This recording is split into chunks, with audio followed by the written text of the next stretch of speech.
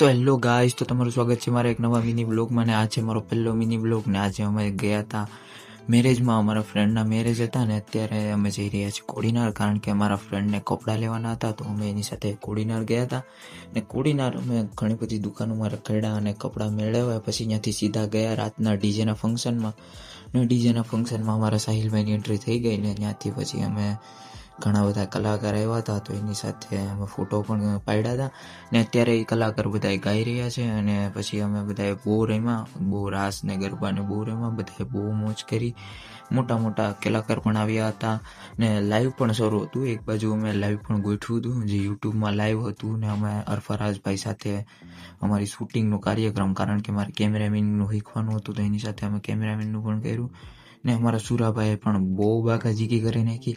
અને ગાઈસ પછી અમે તો એટલા થાકી ગયા કે શું વાત કરું તમને.